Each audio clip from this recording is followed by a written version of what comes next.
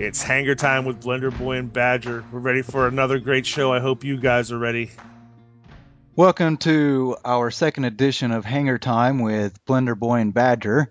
I'm Blender Boy, Honey, honey. aka Mike, and we got Honey Badger with us, Dwayne, and our special guest this week is going to be Paul Rebus.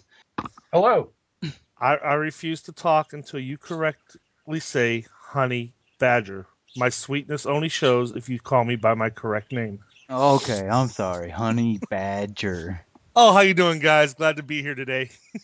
Thank you so much for the wonderful welcome. So Dwayne, it's been a few days since we've talked a little bit. What have you been up to this week? Have you got any flying in, or any project started? Uh, I told you, a wintertime guy. I don't really do much. My kids have been home. My son's been off for the whole weekend. He's got 4 days, so the kitchen table and everything is pretty much his and his sister's. So not much as far as RC, but I'm always looking at websites, always going through stuff, always researching, and just enjoying reading about the hobby or looking at videos. So just even though I'm not actually working on stuff, I'm still involved in it. How about you, Blender? So before I get into what I've been up to, we can just have a fair assumption and call you a fair weather flyer. Pretty much. You don't get out too much during the cold. No, I'm just here on the show for my good looks. That's all. Oh, okay. I knew we had you on here for a reason. That would be it. Well, this week I've got a few parts in the mail for my 130X. I've been doing a little bit of upgrading on it and putting some metal parts on it, replacing some plastic parts. So I'm going to be doing that here pretty soon. They're all Raycon parts. So once I get that done, I can have a little bit of time, one episode, and talk about them and get some flying in on it and do that. I haven't done much flying yet. It's been really cold still here and pretty windy. I'm also a fair weather flyer, I guess. Today I did go out into the garage though and test out my FPV quadcopter, and I'm a little bit discouraged. It would not take off the ground. I ordered those Gropner 8-inch by 5 props, and at full throttle, it was about an inch off the ground, and that's all it would get. I checked the weight. I'm about 3 pounds. They say max weight on the TBS Discovery frame is about 3.5 pounds, so I'm good there. I just think that I need to go up to, and they even recommended going up to a 9 by 5 or even a 10 by 5. So I guess I'm gonna have to find me some 10 by 5s and see how they work. Now you have the correct battery and everything you have as far as the output on that. Yeah, I'm using 3S. I can't go 4S because the way that the TBS Discovery core is, you solder on all of the outputs and everything onto the board. So it once you turn it on, it powers everything. It powers all the motors, the ESCs, my FPV camera, and my FPV receiver.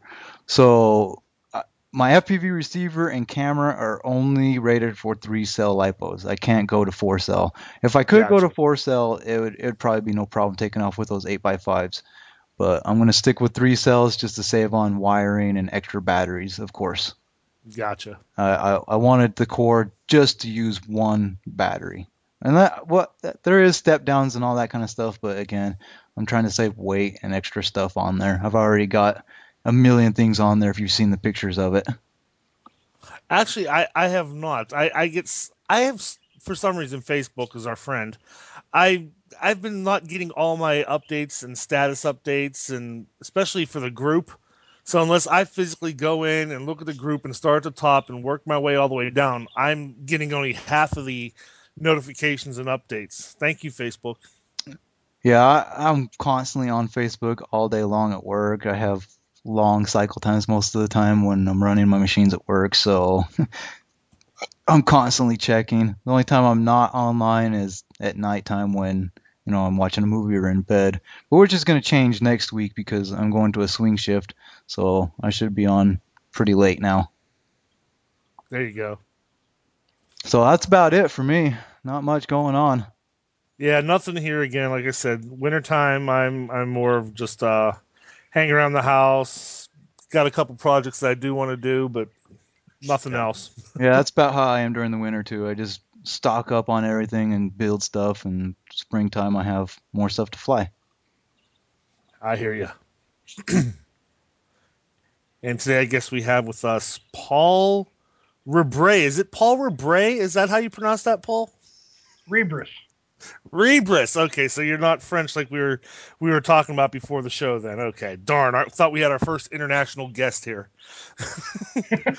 International Well, from Ohio. that's right.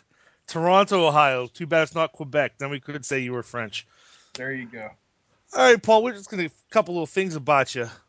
What we want to try to do here is we have our guests on here, and we don't know anything about you guys other than what you post. And unless we go to each person's individual page and see where they're from, how old they are, which I really don't like you guys enough to do that, I'm not going to waste my time. I'm going to just ask you right here. How old are you, Paul? I just turned 44. What was that, 44? Yep. Happy birthday whenever it was. It was last week. Thank you very much. Well, happy belated. Yeah, happy birthday. And what are some of your main interests in the hobby as far as type of modeling, flying, things like that? I have to say I've got to split it into two parts. I like 3D flying with the larger gas-powered models and electric heli flying. Okay, so Blender Boy isn't alone here then. Yes. No. And speaking of not being alone, my 8-year-old son Blake is here with me, and he's a helicopter flyer too. Nice. Get Hello, him started Blake. young. Welcome, Blake. Hi. How you doing, buddy? Good. That's good. No problem. And what got you into the hobby, Paul? About 20 years ago, an uncle of mine had bought a trainer, a 40 size nitro powered trainer, and I saw it sitting in his basement. I thought, wow, that is great. And he said, why don't you get one? So I did. My first one was a Goldberg Eagle 2 with a OS 40 on it, and we started taking lessons. We found a club, and I've just been in it ever since. So you started with a 40 size trainer years ago, and then just went from there. But you did have lessons though. Yeah, we did have lessons from the our club instructor. I don't think I could have done it without it. And I totally agree with you on that. It makes it a little bit easier today starting out with some of the ultra micros. Mm-hmm. But back when you had those 40 size and that was anything available without an actual instructor, I think it would be almost impossible to learn. Oh yeah, because one bad move and you're crashed and you're out a minimum of say $500, and then you're out of the hobby because you're discouraged. Not considering any damage or injury you might cause too. Oh yeah, for sure. I was lucky enough to find out we have a club that's about a 30-minute drive away from me, the Greater Pittsburgh Arcs, and I've been a member there ever since. Oh, that's right. You're from my old hometown. I grew up in Washington County, McKeesport in Washington County. So yeah, we got a little bit in common there. There you go. And I was my next question was going to be where you're from, and now I exactly know where you're from. What part? Where are you from, Ron? I am born and raised in Toronto, Ohio, but we're only like a 35-minute drive from downtown Pittsburgh. So even though this is Ohio, it's pretty much like a suburb of Pittsburgh. Yeah, exactly. Oh yeah, I'm very familiar. And what are some of your favorite planes that you have now? If you have 300, please, I don't just narrow it down to 10. But if you give us like your top 10 or your top favorite ones, we'd love to hear it. I'll make it easy on you. My favorite plane is a 3D Hobby Shop 72-inch AJ Slick with a DLE 35 engine on it.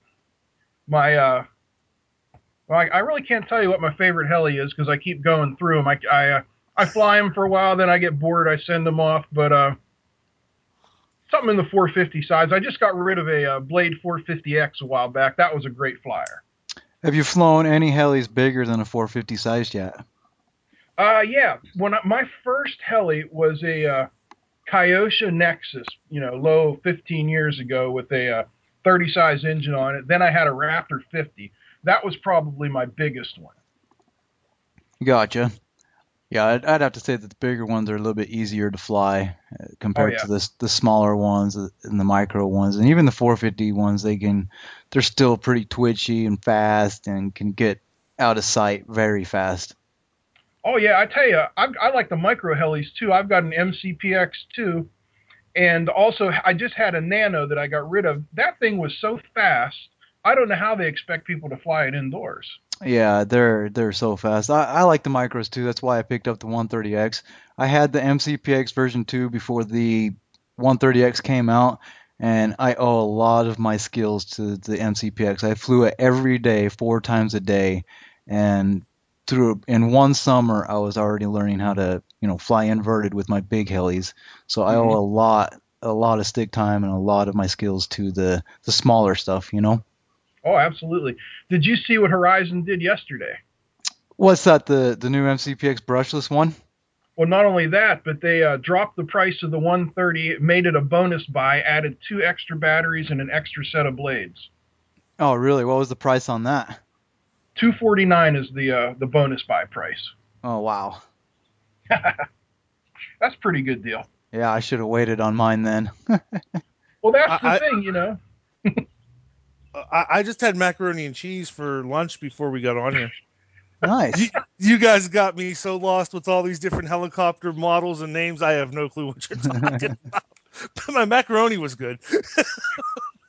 Well, you know about the AJ Slicks, don't you, honey? I know about the airplanes. I have when you start rattling off helicopter technology and terms, I have no clue. I'm totally lost. It's like that math problem yesterday. I counted to potato. I think I in the room. You just guys lost me. I'm totally lost. I like everything that flies. I can't narrow it down. I like them. I just like I said. I don't have the skill for helis, and I just so therefore I don't. I'm not up on all the terminology, the model numbers, and everything. Now, when you're talking about the MCPXYZ 130, is that a smaller helicopter? Is that a larger helicopter? Is that a beginner, an intermediate? What? That's actually two different helicopters: the MCPX version 2, and then the 130X. Oh, okay. So there are two different ones. Okay. So what were you talking about as far as Horizons bonus buy? The 130X, it was like 279, but they dropped the price. They added some goodies to it. They call it a bonus buy now. Right, I'm familiar when they do that. Hmm. Now that helicopter is it a intermediate? Is it a beginner? Is it a small one? A large one? For some of us who have no clue on helicopters, can you let us know a little bit about that specific model? Well, Mike, why don't you tell them you have one? Yeah, the 130X is probably intermediate to advanced, I would say. I wouldn't really recommend it as a beginner heli. It is bigger than the MCPX, and it is a micro heli. So it's probably about 8 inches long if I had to guess. I don't really know the length of it, but it's fairly small. It runs off a two-cell lipo. I'm Okay, running a 450 milliamp two-cell lipo on it, and it's a screamer. It really goes. I mean, it's the main reason why I got it was to advance my skills in 3D because this will do anything that you throw at it. And the being how small it is and it doesn't have as much power as say, a, a 500 or 700 sized heli, it really keeps you on your collective management. You've really got to be good on your collective management so you're not bogging the motor and getting into trouble in some maneuvers. So that was my main reasoning for getting it. As far as a beginner model, I would probably not jump right into that because it is a little bit more fragile than say the Nano or the MCPX. Because if, okay, if you put in a 130X, it is torque tube. It's not. It doesn't have a motor on the rotor, the tail rotor, like the MCPX and the Nano. So there are parts that you could strip or break. Whereas the MCPX, when I was flying it, when I was flying 4 packs a day on it, I was flying it at break at work, 2 packs every break. And I was flying in a paved parking lot, and I put that thing into the paved parking lot so many times. I just went, picked it up, popped the links back on, pushed the main gear back up, and started flying again. So Oh wow. I would suggest the MCPX or maybe not the Nano as a starter heli for collective pitch because the Nano is so small and so twitchy. You really got to be on your toes on that thing. If you guys, Okay. Dwayne, if you want to know about a perfect beginner heli, Blake will tell you. Tell him, Blake. The best beginner heli I have is the MCX2. It flies perfect. MCX2. I will keep that in mind, sir. Thank you. Yep, I would That's agree. a coaxial heli, but it is a 4-channel, Oh, which okay. which means you're controlling the tail rotor with your left thumb, just like you do on the larger size heli. The 3-channel coaxes teach bad habits, in my opinion. Well, see, Yeah. I got a 4-channel Helimax, a little nano Helimax from Tower, Mm-hmm. which I'm just starting to learn how to fly. And actually, after my first flight, I broke the tail rotor, and I'm waiting for a new rotor to come in, or blade, I should say. So, but I'm learning on that, and it's fly barless, and I think I made a mistake getting that as my first helicopter. Well, you learn, I mean, that's all there is. That Kyosha Nexus I had as my first helicopter. I can't tell you how many times I crashed it, but I learned. That's the way it goes. Yeah. Yeah, exactly. Well, thank you, Paul, for introducing yourself and educating me a little bit more on these helicopters here. Now we're going to go on with our. What are we going to call this segment, Blender? We'll call it the Hanger Time News, I guess. Hanger Time News. Basically, what Hanger Time News is, guys, is each week one of us are going to pick a topic that's new and exciting happening in the RC industry. It could be anything from ultra micros to phone applications to computer software to shows to fly-ins, and we're just, if it's something that caught our eye throughout the week, we're going to go ahead and just talk about it, why it interests us, and why we think you guys also want to know about it. Blender, what is your topic this week? So this week I'm going to talk about an app that I use on my phone. It's available for iPhone or Android on the market. It's a $2.99 app, but it's definitely well worth paying for. So one of my goals for this year, for this New Year's, was to get 500 flights this year. I want to be able to get 500 flights. So do that, I needed a way to track those flights. And there's no way I'm going to be marking those down on a piece of paper or in a spreadsheet or any of that when I'm at the field. So I found a nice little app for my phone, and it's called TechDad. I know it's a funny name, and it's spelled T3CHDAD. But what this is it's an app for your phone, and you can put in all your aircrafts. You can even put in your own pictures for your aircraft. And then if you slide it over, you've got your section for your batteries, and you can put in all of your batteries and log your batteries. And it's got a section for fuel as well. So if you're flying anything fuel, you can log, your gallons of fuel or your pints or whatever. So each time I go out and fly, I'll load up my app and I'll select all the batteries that I charged for that day, and I'll add a charge and put in how many milliamps I put into the battery when I charged it. And then I'll go to that aircraft that I flew, and I'll select that aircraft, select what battery that I used, and done. It'll add that flight. You'll put in how long your flight was. So if my flight was 4 minutes and 30 seconds, I'll punch in 4 minutes and 30 seconds. And it'll track how many flights, how much time you've got on it. And it'll also track how many cycles your batteries have and all that. Another cool option about it is it's got your pilot statistics. This was one of the main reasons I got it. There's a bunch of these apps out there, and they're all kind of just plain input your data. That's it. This one's kind of fun. It's got your pilot statistics, and you can get achievements. So I've already gotten one achievement, which is the Purple Heart. When I first got my my 130X, I crashed it a couple times. So when you put in a flight, you put in your flight, and it'll ask you, was there a crash? And then you can check mark crash.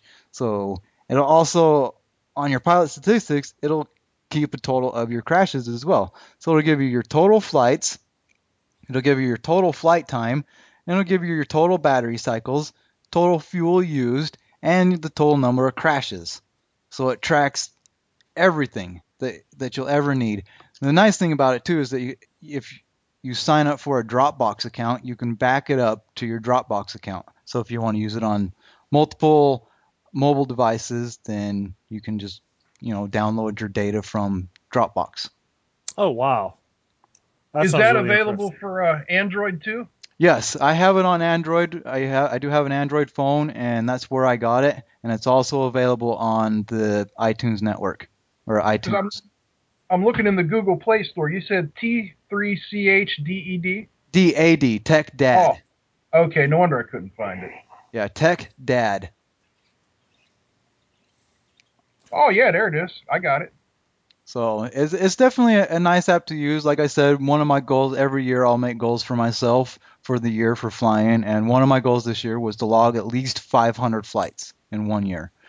So to do that, this is the easiest way that I've been able to find. And it's also nice to keep track of how many cycles are on my batteries and for my Goblin 700, it's also nice to know how many flights I've got on it because they recommend after 100 flights to replace the dampeners and to replace the belt on it because it is a dual stage belt and you need to keep track of those belts and how often you need to replace them because I could have 200 flights on it and not even know them. That belt could be worn out and break in the air because I didn't think to change it. You know what I mean? Right. That sounds like a really awesome app. That really does. There's a couple free apps I found online, just as far as like timers and things like that that you can just use to time how long you're flying, but nothing is in depth as what you just mentioned. Yeah, and it sounds overwhelming at first, but once you plug in all your data, all your aircrafts, and all of your batteries, it's it's fairly easy to keep up on. Once you're at the flights, out flying, you're not constantly flying. At least I'm not constantly flying when I'm out the field. I'll fly once, and then I'll sit back and BS with my buddies and hang out. And while I'm hanging out after my flight, I'll just punch in my data for that flight, and it's done. And it also I have all my batteries numbered in my app, and then I have them numbered on my physical battery packs. So it's also a good way to tell, okay, that I've used that battery. And I also have a checker to check always too. But it's also nice just to know, okay, I've used that battery. Or if you come home and be like, oh, I didn't use that battery, I better put it in a storage charge. So what the main thing I'm getting out of this though is that when you're at the field, you don't spend your entire time talking RC related topics. No, You mean you talk about other things while you're at the RC field? sometimes, That's blasphemous. sometimes. Sorry, I just had to put that out there. But it is amazing how far technology has come in all aspects of the hobby. It's just unbelievable. Yes, it is. And it just keeps getting better and better, especially with new power systems, new batteries, new ESCs, and chargers. I mean, chargers nowadays are just insane how many amps they can put out. Definitely, definitely. And the prices overall have come down on the chargers and the batteries, even though other things have stayed the same, gone up. At least the powering of these new electric planes has come down some. I remember when Exactly. we first started, nickel metal hydride batteries were like $40-$50 for a 3 cell equivalent, and now you can get them for $7-8 on Nitroplanes or Hobby King or whatever. That's true. When electric power first came out, we had a fella come to our club and talk about it. And I think he was using like 40 AA batteries in a 40 size plane. Oh, jeez. Yeah, I remember when they first get the first conversions, they all had to be soldered, and you had to take RC car packs, Right. the nickel metal hydride car packs, and use them. Because I had one of those little trainers, a 3 channel tower trainer that used a radio controlled car pack. Yeah, they've Yep, I come a remember long that. way. Do we still have Mike with us? Yeah. Okay, my screen just kind of flipped out and looked like you disappeared there. No, I'm still here. That's about it for my news section. If you've got anything that you had. going right along with the technology. As far as like we're talking about batteries and planes and sizes, the ultra micros, that's my thing. Horizon has just come out with a P40 Warhawk ultra micro. It's bind and fly, and it has the AS3X X34 space modulator technology built right into it. I mean, that thing from what we had when we started to what there is now. Watching the video of this little P40, it truly flies more scale than any warbird I have seen from ultra micro on up to the 5 foot wingspan ones. I mean, just with the gyro technology inside of it, it just amazes me how far they have come in general on all these ultra micros and what they can do now in such a small package. Yeah, for sure. And just to add on to that, we talked about this a little bit before a while ago that back in the day when we first got into the hobby, it was a huge, 40 sized airplane to learn on. Nowadays, that's not the case. Nowadays, even with helicopters, you go and you get a micro heli or a foam micro airplane to learn on to where you can crash it and you don't have to worry about spending $500 on it. And it's just so much easier to learn on micros and then progress your way up in size rather than, going with the biggest, most expensive thing and trying to learn on that. Well, this new P40 Warhawk. I mean, the detail in the foam, in the casting of the foam itself, and then you add in the AS3X. I mean, people before were ultra micros. They're twitchy. You can't fly them in more than 3 mile an hour winds. Well, with the AS3X, you can go up to 15 mile an hour winds, and this will track just as true and straight as any of your full size, 40 size planes, 60 size planes, or whatever. And it's just absolutely unbelievable. And the price, $99. Wow, that's Free cheap. shipping, $99.99 with free shipping. Who is that from? Horizon Hobby. Nice. Yeah, Horizon has really stepped up to the game in the micro market for airplanes, helis, whatever. They're really a force in that area, I think. Now see, I have a few of the Fly Zone ultra micros from Tower, and I have the SE5A, Mhm. which I absolutely love. It doesn't have the gyro technology. It only has 3 channels, but even for a 3 channel ultra micro, it's unbelievable compared to the Cub, the 40 size Cub that I'd had my first electric, but it was a 40 size ish.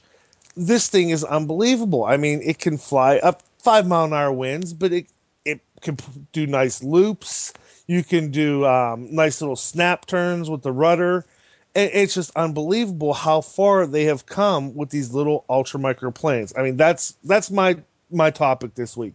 Just ultra micros and how amazing and how far they have come and where they're going. I've gone through a few of them myself, and I got to tell you, my favorite one is the Ultra Micro MiG from Horizon. That thing flies like it is on rails in 10-mile-per-hour winds. Really? See, I got the Saber from Tower. I haven't flown yet, so I'm waiting for the wind to die. They're Yep. about the same size. I mean, they're just incredible, that technology. Yes, it is. Yeah, and I have the Edge 540 QQ that you guys know, but it doesn't have the AS3X axis stabilizers in it, but that thing flies really smooth. But I don't know if you want to consider it a micro or not because it's a little bit bigger than, say the Park Zone Sukhoi and the Spock. It's fairly larger, probably double I the would size. say it's a micro. I would say it's a micro, not an ultra micro. Yeah. Yeah, So I it is think a 24 inch. inches. Yeah, Does 24 inches you call micro. Does that Edge QQ have the all-in-one board in it, or does it have separate components? They're separate components. Well, in that case, you could put in that new AR, 635 with the AS3X in it. Yep. It's got its own speed controller. It's got its own receiver. Binding that thing was really weird too. You don't use a bind plug. It's just got 2 little posts on it. And you just put a piece of metal, like a screwdriver, across it to arc it when you plug it in. And I was like, really? Is this how you're really going to do this? You know what else you can do, and you'll appreciate this. Orange RX, my company Orange, they make a very What's that good? What about a tail rotor? A tail rotor? Yeah. The Orange RX, they make a cheaper version of that new receiver that Paul was just talking about. Do they really? Yes, they do. They just came out with it about a month, not even a month ago. They make a cheaper version of that would fit in that QQ if you take the casing off. Oh, I'm gonna have to check that out. They have a 3-axis gyro that's available. It's very inexpensive. I think it's only $19.99. It is amazing how cheap this stuff is coming. You know, Horizon has the AR 7200 Beast, which is the 3-axis gyro system for the helicopters, and it's right around $200 for the price of that. Yeah, and it's I a full just range ordered receiver as well. Right, yeah, built-in receiver. I just ordered the what the heck's it called? Taro ZYX 3-axis gyro controller, and I paid $53 for it. Wow. Here it is. Hold on, my computer's a little slow because I'm using my connection to TalkIn to try to go on his page. But here it is, the Orange RX3S 3-axis flight stabilizer. It is $14.99. Wow. It's 51 millimeters by 32 millimeters by 14 millimeters and weighs 14 grams. Is that available from the U.S. warehouse, or does it come over on the slow boat?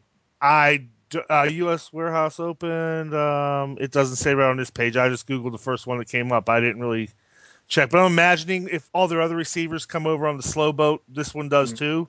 Yeah. But I got my transmitter in 10 days. So I mean, that was from Hong Kong. So Oh, that's amazing. yeah, and it has adjustable roll, pitch, and yaw, whereas the Horizon built-in AS3X does not have adjustability. You can adjust this or turn it on and off if you want on each channel also.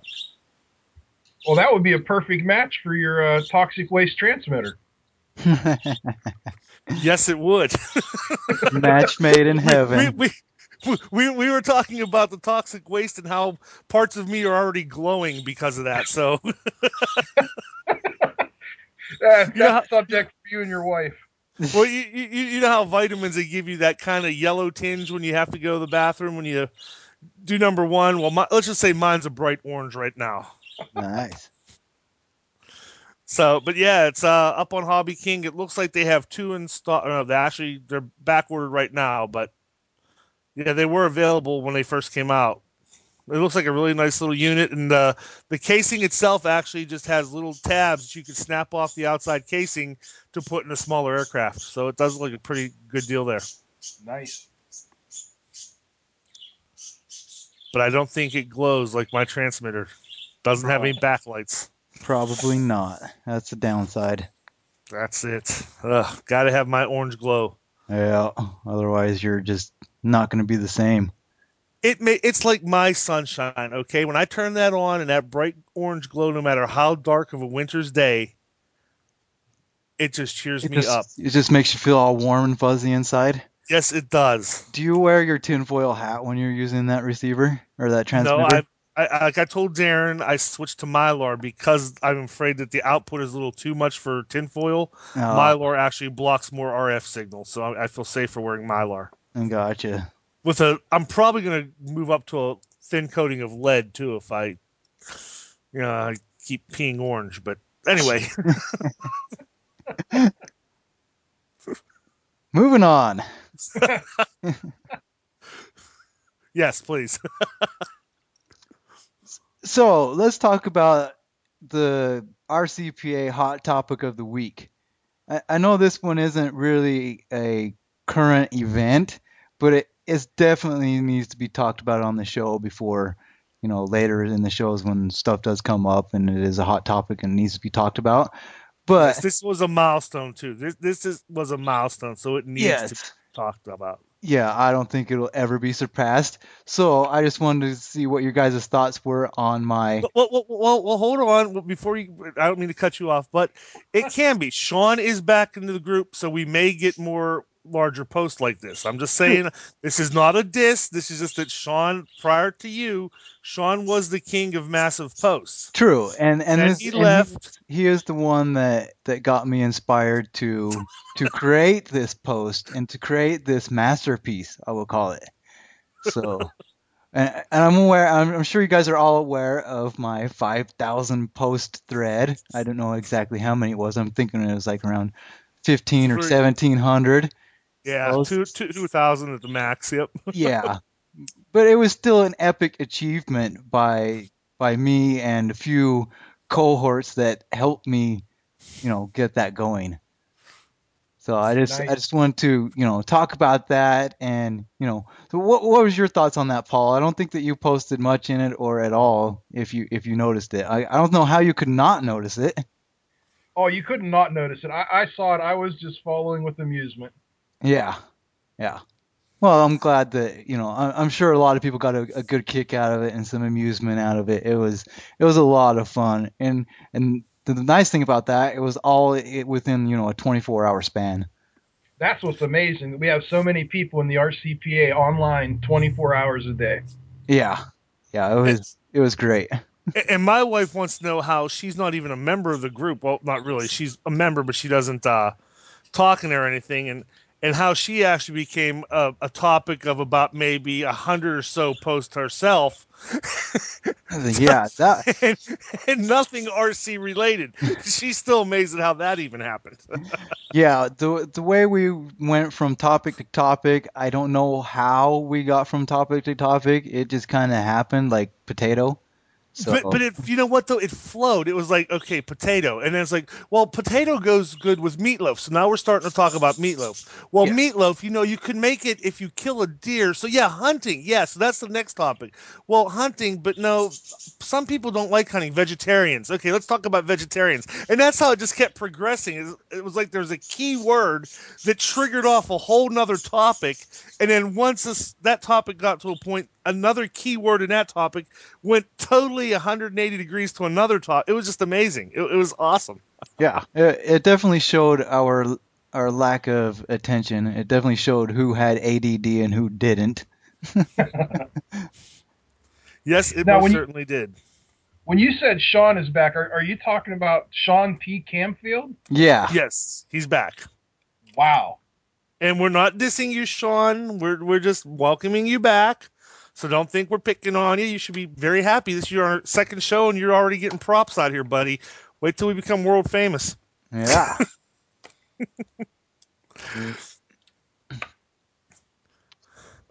So yeah, we're glad to have you back, Sean. Just do us a favor, please. No CNC machine. That's all I am asking. We'd like to Well, have you with all your fingers. I sent him info on one. Oh Yeah. God. Oh God. Have you considered being an assistant for Lindsay Lohan? You could be the guy that like gets her the drugs and still tells her to stop at the same time. Come I'm an enabler, I guess. on. Yes, Yes, you you are. are. God. I'm sorry.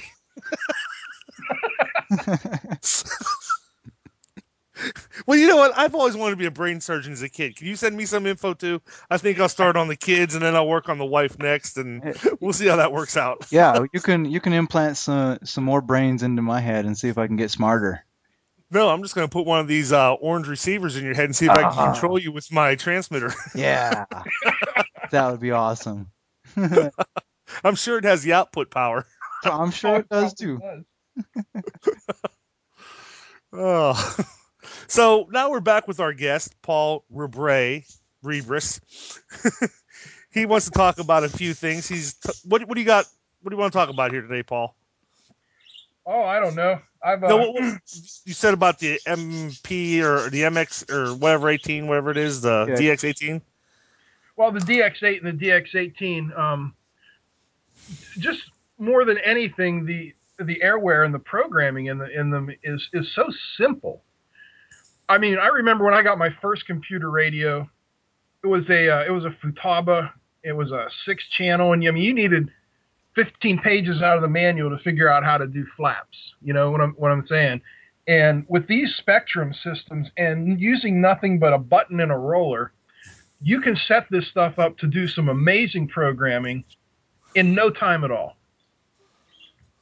Like, for instance, the DX8 and the DX18 both offer an option for slow flaps. You want to hit your flap button, you don't want them to snap down. So Right. you tell it, take 5 seconds, and that's all there is to it. There's an option that says delay, put 5S, and now when you hit the flap button, it's going to take 5 seconds for them to go down. Oh, Nice. wow. Oh, yeah, Now, does it's it have that amazing. same? Does it have that same option for gear too? No, it's only a slow flap option. But if Okay. you want to talk about deer, we go up to the DX18, where they have a built-in gear sequencer. You don't need, a separate sequencing board. You can program it, and it's just a matter of telling it which channel in which order to open the doors, extend the gear, close the doors, and then reverse that when you flip the switch the other way. Oh, wow. The stuff that you can do is truly amazing. Even if you want to drop down to something as simple, and when I say simple, I don't mean bad. I mean just easy to use, which is the DX6i. In my opinion, one of the best all-around transmitters, but it has a simple drawback, which is it only has a 2-position flap switch. Yeah. A lot of guys want a 3-position switch. You want takeoff flaps, you want landing flaps. And for helis too, you're gonna want 3 idle ups. Well, 2 idle ups. 2 idle ups in a normal mode, yeah. Yeah. Well, with the DX6 and the simple Spektrum programming, all you have to do is create what they call a PMix, a programmable mix, using the flap channel as the slave and the master channel, and program it to your mix switch with, say, plus 50%. And then you use your flap switch for your takeoff, and you use your mix switch for your landing flaps, and there you've got yourself a 3-position switch with one simple programming option. Nice. Oh, wow. That sounds amazing. Also, How much does that bugger run? The DX6i, I think you can have it for Oh, $100. no. I'm talking the 18. The plain 18 is $800. The Kike Somanese version is about $1,700, but you get a hat. Nice. A Oh. $1,700 hat. That better be spiffy. And I think Kike comes to your house and makes you some sort of Brazilian dinner. Oh, nice. As long as it has bacon.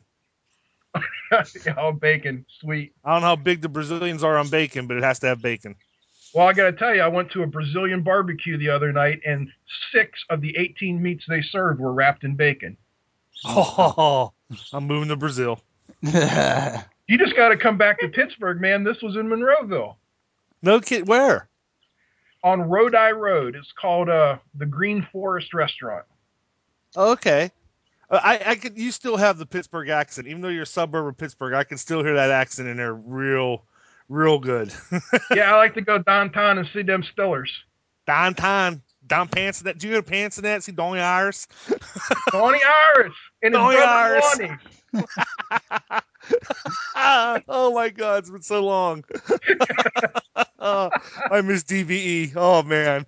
Oh yeah, every For morning. those of you who don't know, DVE is a radio. WDVE is a radio station in Pittsburgh that they had a family, Stanley P. Kachowski and his family, and they would talk with a Pittsburgh accent, Pittsburghese, and they would talk about a local rocker, Donny Iris, going down to pants and that, because that's the Pittsburgh accent. And what are yins doing?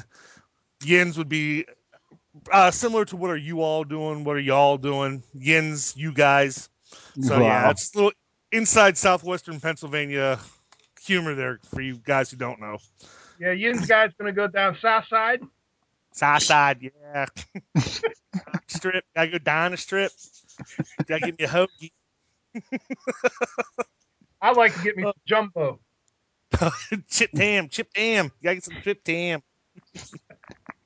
Mike's Nice. like, gosh, where's this going? I've never been past, the farthest I've been east is Texas, and that whole central part of America, Texas, Oklahoma, Omaha or Nebraska. I haven't been any further than that. Well, Louisiana, but not like just Shreveport, Louisiana. Not what's the big city over there in Louisiana?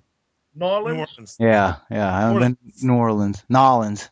Nolans, yeah. If you get a chance, go on Google and type in Pittsburgh Ease. All right.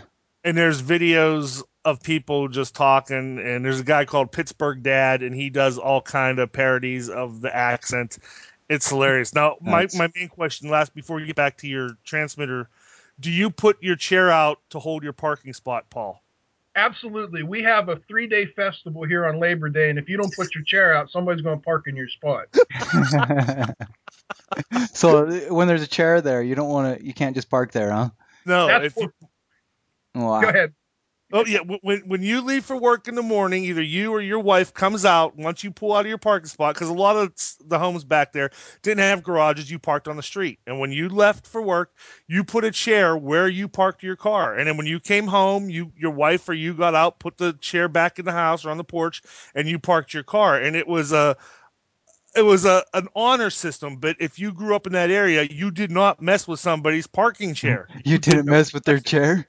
You left it there, and you did not take their parking spot. Well, It was what just, happened if somebody just came and took your chair to sit on? That's unheard of. you wouldn't make it out of the neighborhood.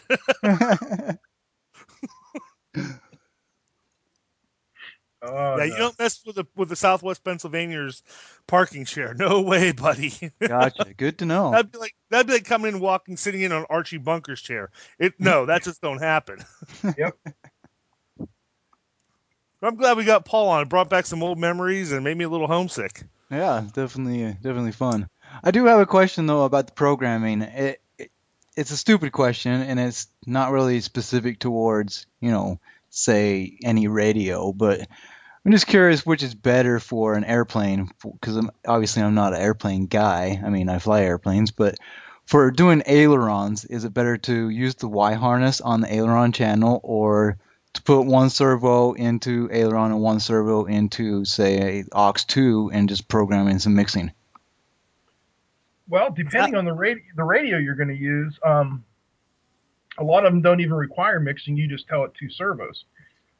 And I would say that's always better than a Y harness. Yeah, that's what I thought too. I just wasn't quite sure because, my plane, like my big FPV plane, it has ailerons, and, the guy that builds them, he in the manual says use a Y harness. I was like, I don't want to use a Y harness. I want to be able to control my servos independently and be able to change my throws and all that. Right. On some of my smaller models, I've used Y harnesses with. I apologize again. I've used Y harnesses with no problems, but a problem you run into if you want to use flaps.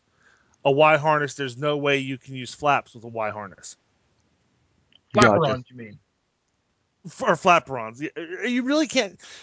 You can use flaps, but you can't use flaperons. Right.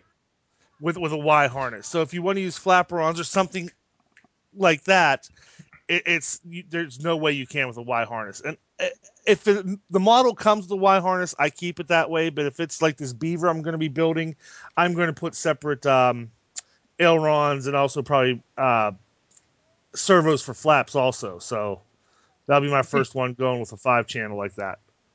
We have a rather clueless guy at our field. I'm not going to name him.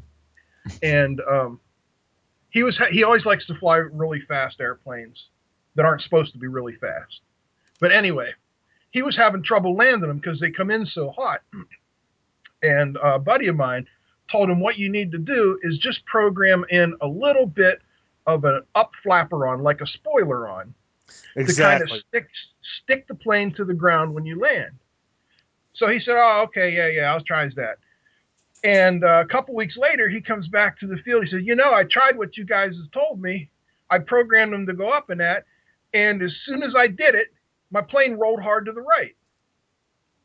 And we look at each other. I'm sorry. Up and at. I'm sorry, Paul. It's just so good to hear that accent after all these years. It's been 11 years, and it's just so good to hear that. Up and at.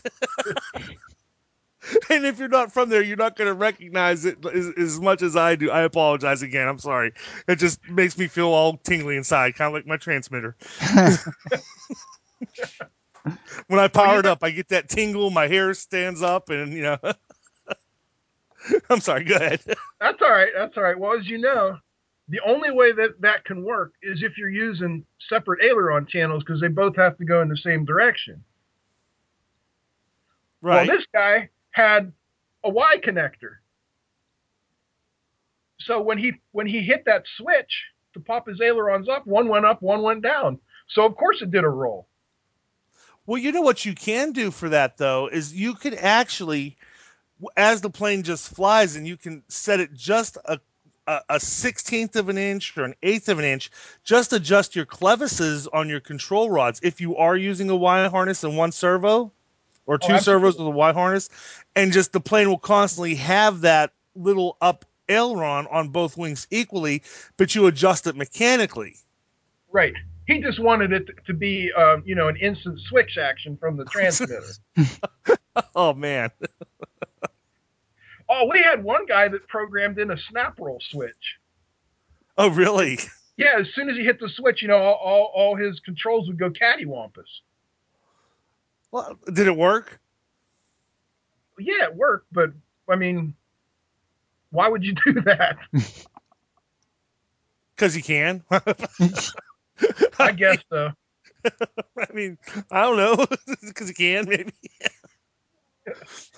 But back to the programming, the DX18 and of course the ultra expensive QQ version, they allow you to have up to 4 aileron servos per wing, and it requires no programming. You just tell it how many you have.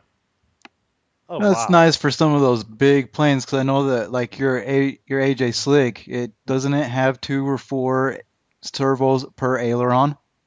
Well, mine is only the 72-inch version, so it only has 1. But yeah, as soon as you go up to the 81-inch version, you have 2 servos per aileron. Yep, exactly. So we're talking. This is a Travis Lab radio. This is a radio for Travis Lab, who likes his big planes, big servos. Yeah. Well, Travis is no longer Travis. He's now Tango Alpha. Which I don't understand why isn't Tango Lima. Yeah, that's what I said. It should be Tango Lima. I said he should change it to Whiskey Tango Foxtrot. Mine's boring. It's Bravo Bravo. And so's yours. Bravo Bravo too. Dang.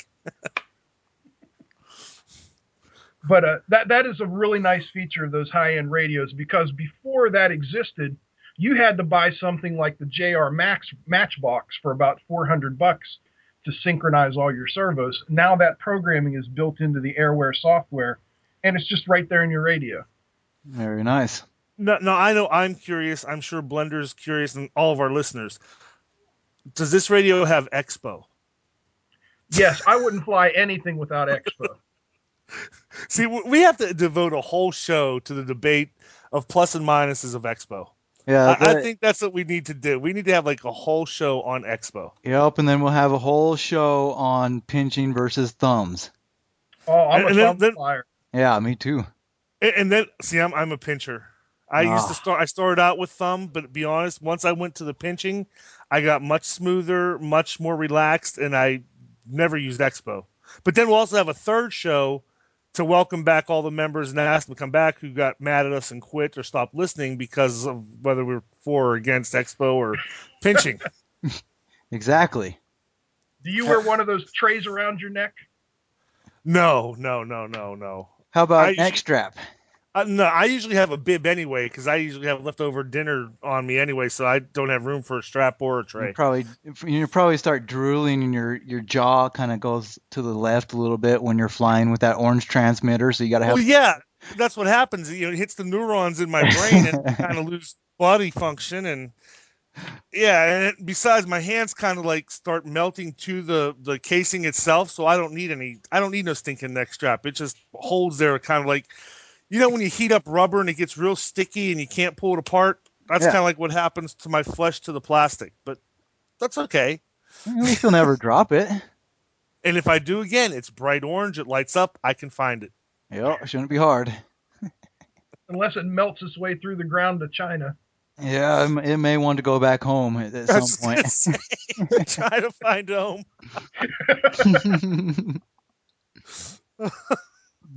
Oh boy. It still amazes me.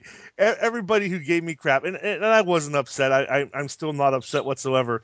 But how many people think that whatever they buy from Horizon or Tower or whoever else is actually made in America? Even the EPP plane they might have bought from whatever local little company, that EPP foam, I can guarantee you, is made in China.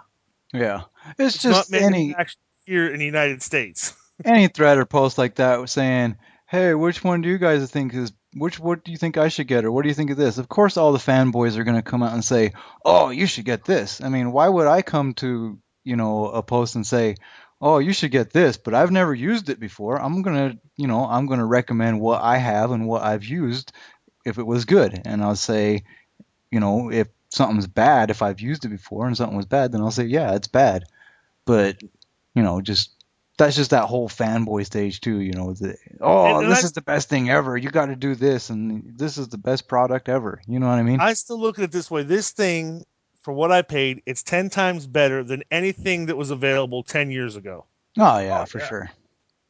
And that's my reasoning and logic behind it. No, it may not be cutting edge, it may not be top of the line, but it's still better than anything that was out 10 years ago. And still, people flew with the stuff that was out 10 years ago. And there's many planes that fly on 72 megahertz, 4 channel, no expo, no dual rates, mechanical trims, and those planes are still flying, and those guys are having just as much fun as me. Yep. If The it day that I'm out there on a circuit and I'm flying professionally and I have sponsors behind me and I got that fancy shirt that says high tech or JR on it and I'm getting paid to do it, then I'll worry about it. For right now, as long as it gets me off the ground and back on the ground in one piece, I'm happy with it. if it works, I mean, who's to say that's bad, right? I mean, it works. That's Exactly. right.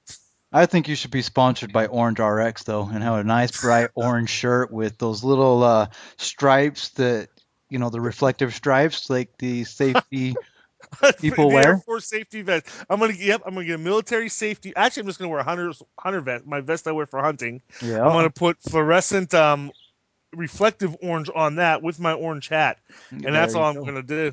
You need some orange pants though too, or shorts. Yeah, Well, or socks. if he Just I just want. wears white, his orange body will just glow through in a couple of months.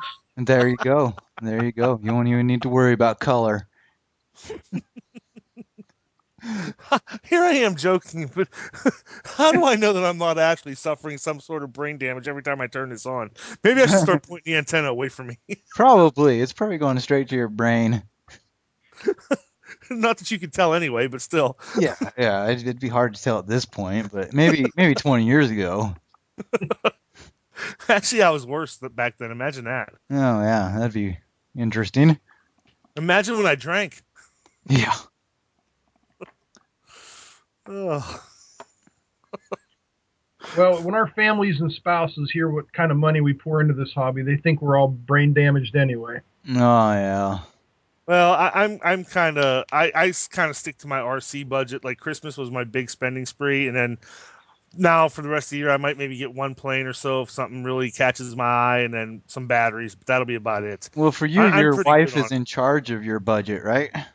Well, she's the one that actually works since I'm kind of stuck at home after my accident. But Yeah. yeah, so depending on how much overtime she works, that goes to any other budget. So Yeah, for me, I just go out and buy stuff. Then it's yeah, it's always it's always better to ask for forgiveness than permission. Oh, that's the truth. I learned that 20 years ago in the military. Yep, exactly. There's We always used to leave a note on Friday afternoon on the CO's desk that would say, unless otherwise directed, we are going to do such and such, which nice. we knew he didn't want us to do, but we were covered because we left him the note. Nice. what branch were you in? The U.S. Navy. U.S. Navy. Very nice. I was a sonar tech aboard a submarine. Oh wow. Oh, no way, never. We talked on the last show about me and my big water fear. We just kind of touched that. I'm terrified of going over it, whether it be on boat or fly. No way are you going to catch me going under it. There's no way. Yeah, I couldn't do that either. I still struggle flying in real planes, passenger jets. Oh, I don't like passenger jets either. If I'm not in control, I'm not flying. Yeah, and that's why I am with cars too. I hate being driven around. I've got to be the driver. Yep, I, I exactly. I had my motorcycle accident. I had 21 broken bones from my waist up, internal injuries. I got out of the hospital after 2 weeks. I'm still on all kind of medications. I can't breathe. I can't stand it. I can't sit. I go and I get into the passenger side of the car. We drove 1 block. I had my wife stop. I said, get out. And I had to drive to the Walmart to the pharmacy and then drive home because there was no way I was going to sit in that passenger seat. I was more tense and hurting myself more by flinching at every red light, every stop sign, every time a car would come by than I was actually driving. I Exactly. cannot sit in a passenger seat to save my life. Same way. Nope. Yep. So you worked on a sonar, right? Yes. What is the big bloop they've been talking about forever that they've heard under the ocean? Do they know what that is yet, or is that still classified? I have no idea. I've been out for almost 20 years, Have you heard about that thing though? No. If you Google the big bloop, BLOOP, yeah, two O's. Okay. It just sounds like a whale burping. Well, But then they that's said it's probably what it is. well, they said no, that it's too loud, it doesn't match the frequencies. But I mean, for the layman, that's what they described it as. But they said all the experts, the sonar experts, everybody said it doesn't match anything in their database as far as a sonar sound. They don't know if it's organic, if it's mechanical, if it's just from the ocean floor something coming up. They have no clue what it is, and it was so loud it was heard from like hundreds, if not thousands of miles away. It's a crazy thing. If it is a burp and it's that big, that's reason number 312 why I will not go into the ocean above it or on it. It's probably the factory for the Orange RX Yeah, transmitters, exactly. and they're just releasing their valves for their injection molding process or something. They were dumping all the toxic waste into the ocean, right? Is that what it is? Most likely. I mean, And it was a massive or die else off. that's Like where they were getting their toxic waste to make the case. as soon as they released it, like pods of whales and dolphins just died off. Yeah, Fish actually came out of the ocean and started walking as soon as they instantly formed lungs and evolved as soon as that stuff hit the water. most likely. I wouldn't put it past them. I'll look that up. That's interesting. I can tell you this. Back when I was in, the sonar computer system that we used was developed originally to track seismic sounds, and then it was modified for naval use. Okay. So if they're still on the same track these days, it could be picking up, some sort of tectonic plate movement. And see, that's what they said. They said it just doesn't match anything that they have that was similar that they know what it is. Like they didn't know if it was tectonic, if it was organic, if it was a critter, if it was mechanical. They have no. It doesn't match anything that's out there. Yeah, well, And yeah, so just another reason why I'll never see Australia or England or take a bath. Oh wait, no, sorry. Yeah.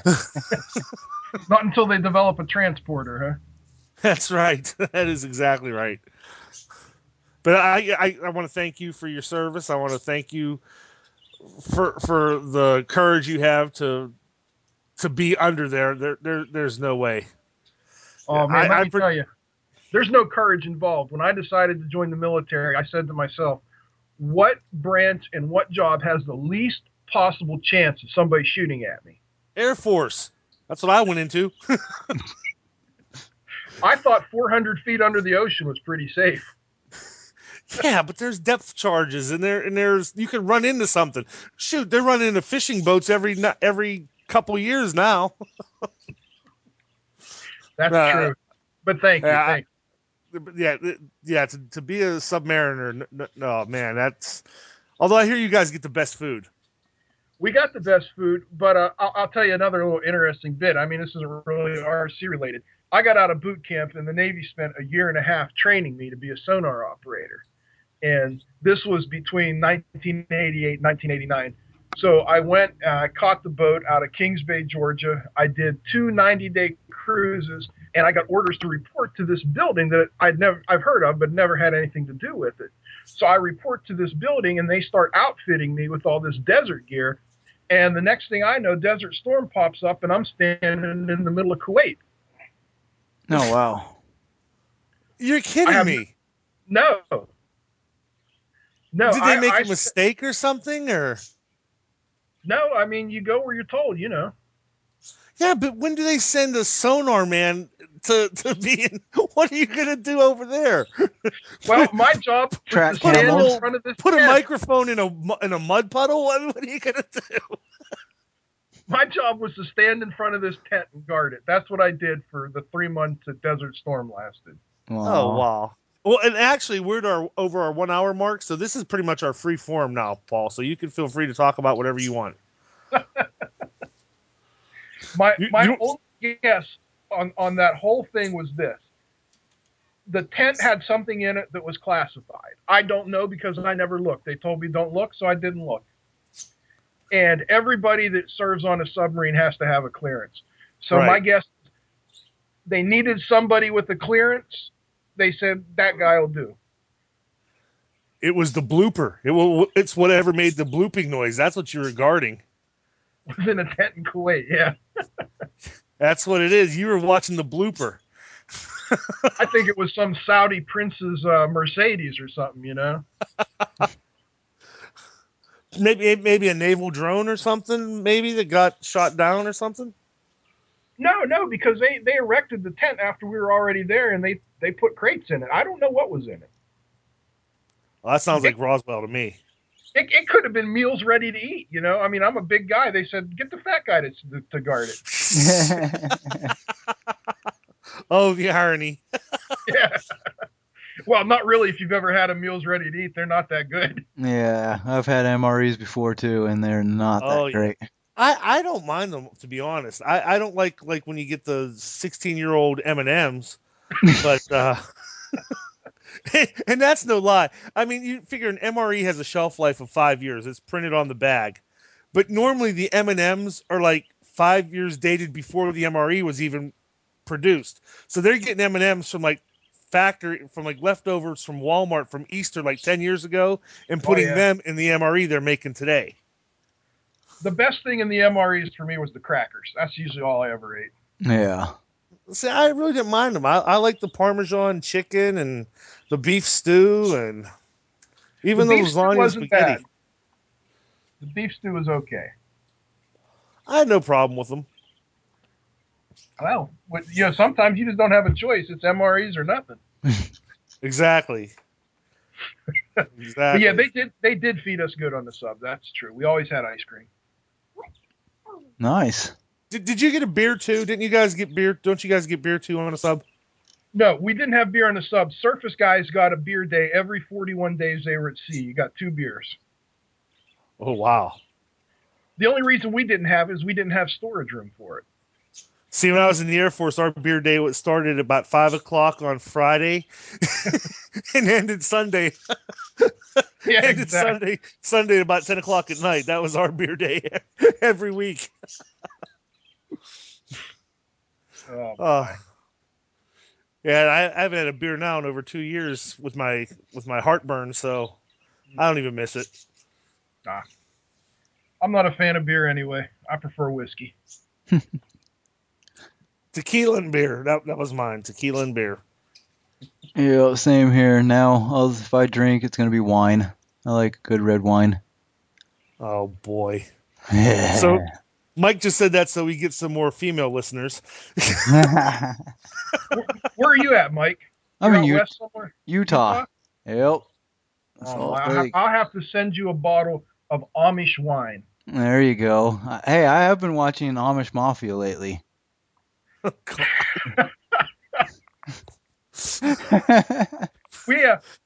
we had a little Amish thing go on here last year. I'm real close to the Amish. They're probably about 45 minutes away from me. Lancaster? Holmes County, Ohio. Oh, okay. Yeah, Lancaster's that out that. whole Route 80, whole section along Route 80 is all Amish from Ohio all the way across Pennsylvania up there. Uh-huh. Yep.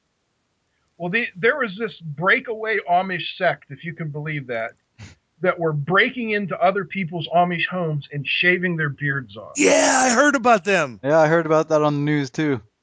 Yeah, it turned out to be this huge federal crime. Yep. It's a hate crime. Yeah, religious hate crime. Yeah. Welcome to Amish Talk with Jedediah and Ezekiel. We'll be talking about the most recent wooden plow that has come out this week. Totally made with Amish wood with Amish hands. You haven't Wow, seen Amish Mafia yet? I have seen it, yeah. I like it. I think it's kind of fun. It's fun, I was just reading on BuzzFeed where they said it's 100% false. That they actually they tried to get the people in the actual neighborhood where it was filmed to go along with it, and they're like, no, we're not going along with this because they like made up everything imaginable they could about it. Well, the guy that's the head of the Amish Mafia is driving a Mercedes. The Amish ride horses and buggies, you know? Yeah. Yeah, they said these guys, the only time that they were actually Amish was when they got, you know, like when they're 16 years old or whatever it is, that the kids get like a year to go and experience the English way of living. Yeah, it's called Rumspringa. Yeah, these were actually Amish kids that went out into the English world and said we're not coming back. But then that's why they use the term Amish in it. That's what they're saying they did with them. Oh, but either still, I think Amish Talk with Jedediah and Ezekiel. I think that could be an offshoot of this show. Yeah, but you're not going to get a lot of Amish listeners. No, probably we'll not. get the Mennonites. We'll get the Mennonites. That's okay. There you go. There you go. Well, you guys have your Amish people. Out here we have our polygamists. Oh yeah, they got that. I could hardly handle one wife. I couldn't imagine 5 or 6 or 7. Well, they all live in separate different houses, and you just go over to them in different days of the week. Yeah, but okay, you're fighting with one on Monday, then you go over to wife number 2. She starts fighting with you. Then you get wife number 3. When does it stop? Yeah, By the time you come back to 1, she's mad at you again for going to wife 3, 4, and 5. So she's fighting with you. They're probably all menstruating at the same time for 30 days. I was just thinking out of the month. You know how they all get that herd mentality and all start at the same time. Oh yeah. Yeah, it'd be never ending. Ugh. Well, now the Amish aren't going to listen, and neither are the Mormons. Nope. And probably not the Pittsburghers either, not when they got to go down to plows and that.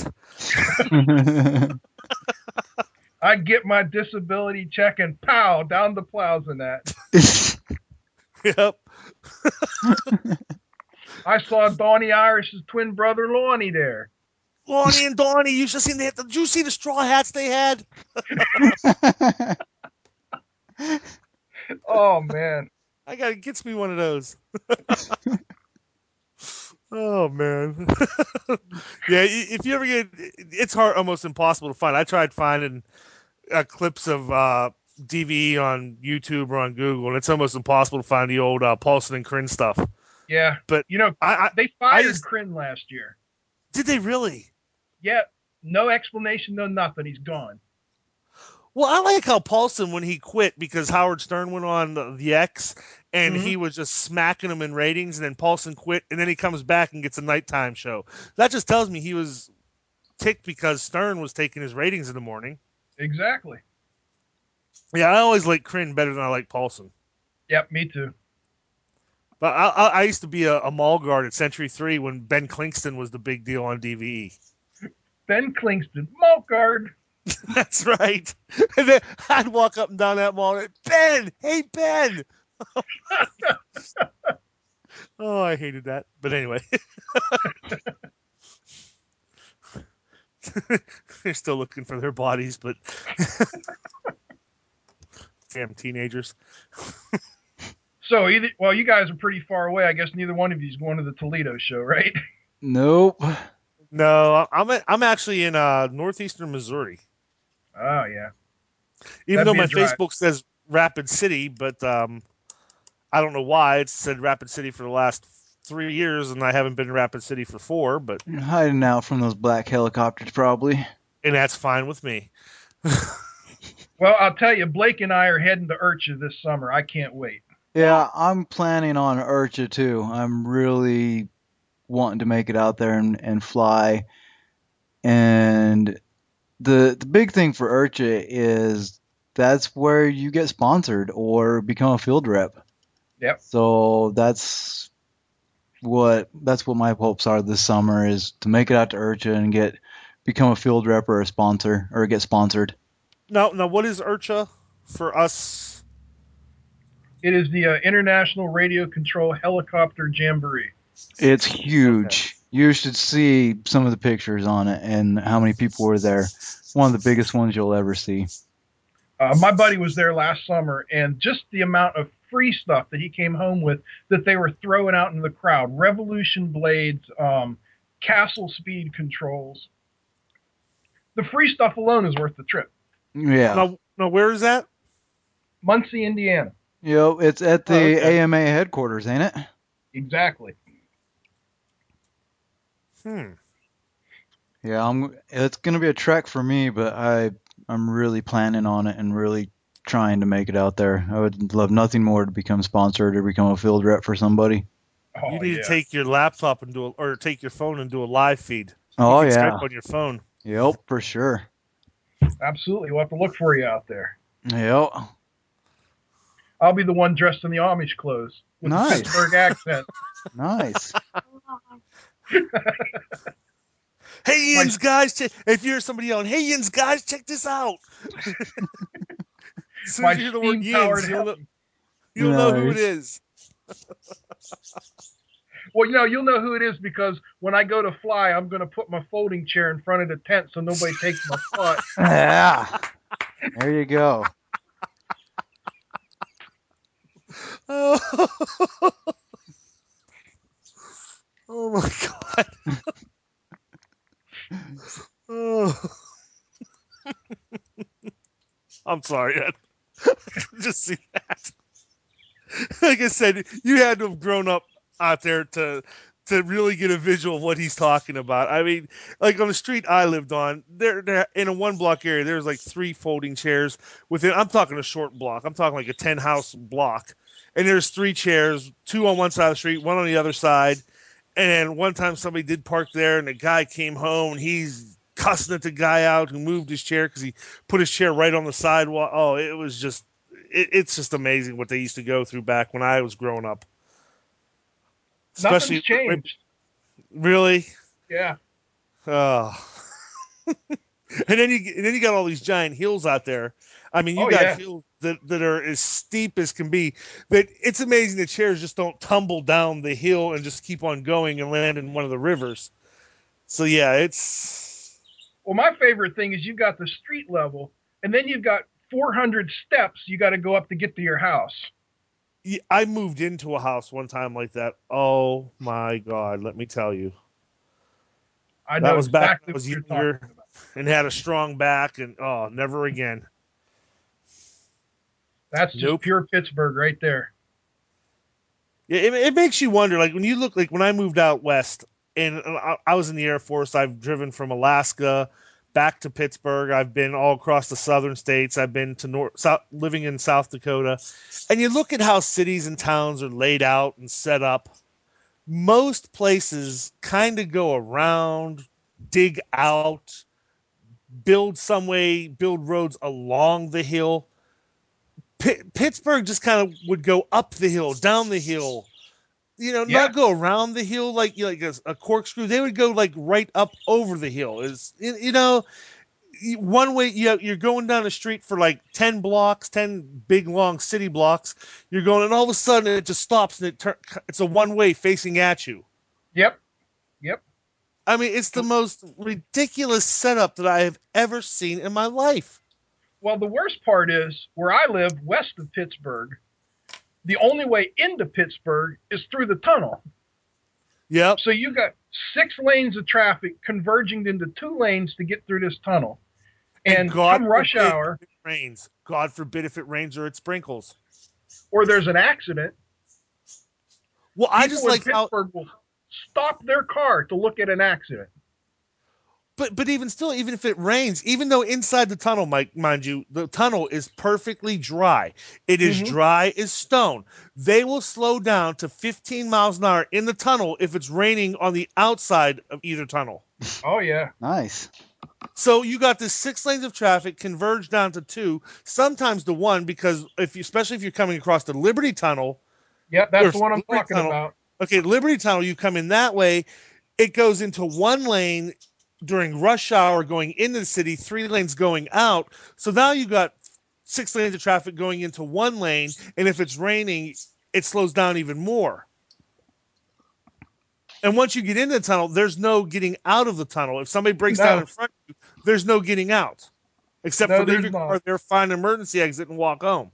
Yeah, Jeez. And there's 2 sets of tunnels into the city, Liberty, and then there's Fort Pitt. right.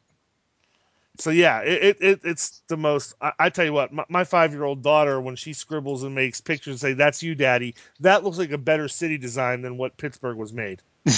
Oh yeah. Nice.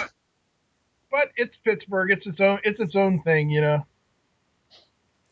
The Yeah. people that live there are special, and God love them. And that. They're special, that's for sure. I got out while I still had some of my non-specialness in me. So Mike, imagine how special I was. when's that new Goblin coming, man? The 500. Yeah. I believe it is like February 12th or 14th. It's that second week of February. So the middle of February, it should be here. Cool. Yeah, I'm excited. I've got mine pre-ordered. I've got all of my electronics already. Only thing I'm waiting for is for the Goblin Edition quantum motor for it, which will be coming out at the exact same time. I'm hoping to win one. I'm in that sweepstakes on Facebook. Yeah, I entered that too. So hopefully I'll get 2. Yeah, there you go. But I'd I rather get just- it to somebody that needs one, like Paul. Since I just sent you guys a link to that Hobby King gyro in the chat box on Skype. Yep, I see it. It's crazy. $15. That's ridiculous, considering the one from Horizons, I think 135. Yeah. Well, isn't the one from Horizon though a full spectrum receiver as well? Full range receiver? Yes. This isn't a receiver, is it? This is just the gyro? Yeah, just a gyro. Yeah. Well, all you need to do for this is get yourself the $10 orange receiver to go with it. Exactly. And then get yourself a $64 orange transmitter, and you will be good to go, my friend. Did you see somebody was using hydro dipping to decorate their transmitters? Yeah, Hans's one friend, and they had the nerve to pick on my orange thing. That's beautiful, though. Yeah, that's a work of art. That looked like an LCD trip. I'm sorry. I mean, it was nice work. It was good craftsmanship. But that thing made me dizzy looking at it. LSD or whatever it is. I don't do those drugs.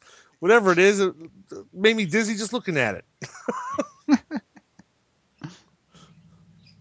Oh, my. I think you got to be a little cross-eyed to own one anyways. And they still don't glow, so there. There you go. Yeah. You drop that in a pile of leaves in the fall, and it's lost. It's gone. You might as well say it's gone. Yeah, I don't think that you'll ever live down the orange monster, orange crush. That's all right. When you turn into the Orange Hulk, we'll all know. Yeah. You guys are just jealous because that $60 I saved, I spent on strippers. Nice. I don't even tell you how much my radio cost. What are you flying? JR11X. Oh, yeah, there you go. Yeah, I love it. It's a nice radio. It's definitely an upgrade from the DX7. Yeah. Oh, yeah, that's the whole nother level. Yeah. Not that the DX7 is a bad radio. That's a nice radio, too. Oh, yeah, it was great. But for the stuff that I'm getting into and that I want to do, the 11X I'll never outgrow. No. Not unless you need more channels. Yeah. But And that's being a heli guy, I don't see that happening. no, and plus it's got the memory card for the models if I ever run out of models. So, but nope, I'll probably never touch 11 channels. Well, you should get a Chinook with retractable landing gear, have a drop down cargo door. I can see you using them up. And a bacon launcher. Yep. A Uh, bacon launcher, have little parachutists come out the back with little bacon. nice. I'm telling you. Yeah, Hold on, Blake's here. I'd be Blake's wants to chime in. Speaking of the Chinook, I had a mini one in it. It's one of the indoor flyers. It is perfect. I got a bigger one. It's horrible to fly. Oh, really? Really?